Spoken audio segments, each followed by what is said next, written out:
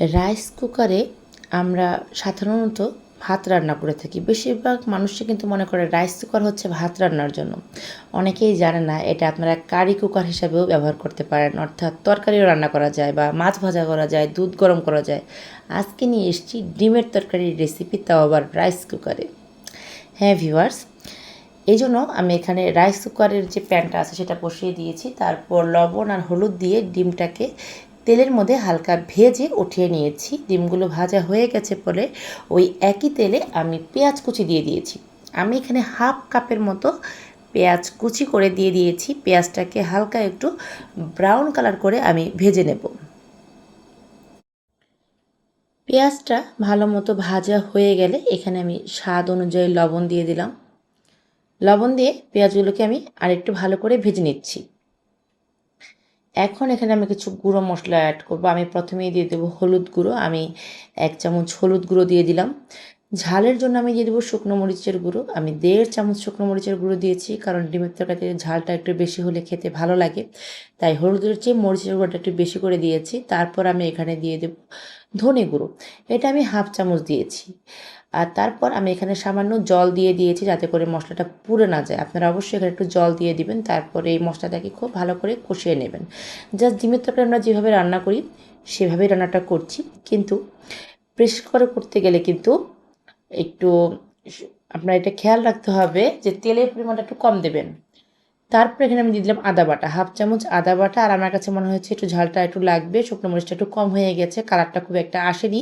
এই জন্য আমি হাফ চামচের মতো শুকনো মরিচের গুঁড়ো দিলাম, অর্থাৎ 2 চামচের মতো শুকনো মরিচের গুঁড়ো দিয়ে মশলাটাকে ভালো মতো কষিয়ে ভেজে রাখা ডিমগুলো আমি এখানে দিয়ে দিলাম। এবার ডিমের সাথে মশলাটাকে খুব ভালো করে আমি কষিয়ে নিচ্ছি। আমার এই রেসিপিগুলো আপনাদের ভালো লেগে থাকলে আমার চ্যানেলটা সাবস্ক্রাইব করে পাশে থাকা যে বেল আইকনটা আছে সেটা বাজিয়ে দেবেন। এরকম নতুন নতুন রেসিপি সবার আগে আপনার চ্যানেলে চলে যাবে। ডিমটাকে ভালো মতো কষিয়ে নিয়েছি। আমার কাছে রাইস কুকারে মনে হয় ভাতের চাইতে এগুলো রান্না করতে বেশি ভালো লাগে, কারণ অনেক সময় দেখা যায় বাসায় গ্যাস থাকে না। তখন গ্যাসের জন্য অপেক্ষা না করে আপনারা রাইস কুকারে ডিমের তরকারি, মাছের তরকারি, ইভেন কি মাংসের তরকারি সব কিছু রান্না করতে পারবেন। আমি তো দুধ গরম করেও দেখিয়েছি আপনাদেরকে। যারা ভিডিওটা দেখেছেন তারা তো জানেন রাইস কুকারে কত সুন্দর দুধও ভালো মতো গরম করা যায়। তাছাড়া আপনারা মাছও ভেজে নিতে পারবেন, যে কোনো মাছ ভালো মতো ভাজা যায়। এখন আমি ঝোল দিয়ে দিলাম। আমি স্টেপ বাই স্টেপ আমার ভিডিওতে প্রত্যেকটা ভিডিও আপনাদের সাথে শেয়ার করার চেষ্টা করব। যারা রাইস করে রান্না করতে পারেন না বা ভয় পান, তারা এই ভিডিওগুলো দেখে একটু হলেও উপকৃত হবেন। আমি কিন্তু অফ ক্যামেরায় 2টা আলুও কেটে দিয়ে দিয়েছি। ক্যামেরাটা আমার অন করতে মনে ছিল না, তাই আপনাদের সাথে শেয়ার করতে পারিনি। এখন আমি ঢাকনাটা দিয়ে ঢেকে দিলাম। এটা রাইস কুকারেরই ঢাকনা, ভালো করে ঢেকে দেবেন। যখন দেখবেন যে ঝোলটা ভালো মতো সিদ্ধ হয়ে গেছে, আলুটাও সিদ্ধ হয়ে গেছে, তখন এটাকে নামিয়ে নিলেই হবে। কিন্তু তার আগে এটাকে ভালো মতো সিদ্ধ করে নেবেন। দেখুন আমি কিন্তু সব কিছু খুব ভালো করে একটু মিক্সড করে দিলাম। আর আমি চেক করে দেখছি যে আলুটা সিদ্ধ হয়েছে কিনা। দেখলাম যে না, আলুটা সিদ্ধ হয়নি প্রপার ওয়েতে। এই জন্য এটাকে ভালো মতো সিদ্ধ করতে হবে। আর রাইস কুকারে আপনি একটা জিনিস, এটা হচ্ছে আপনি এটার আঁচটা বাড়াতে বা কমাতে পারবেন না। দেখুন এটা কিন্তু কুকিং মোডে আছে। যখন রান্নাটা শেষ হয়ে যাবে তখন কিন্তু কুকিং মোড থেকে এরকম ওয়ার্ম মোডে চলে আসবে। তার মানে রান্নাটা হয়ে গেছে। অটো বন্ধ হয়ে যাবে। আপনাদের আর হাত দিয়ে বন্ধ করতে হবে না। আমার তো রাইস কুকারে রান্না করতে খুব ভালো লাগে।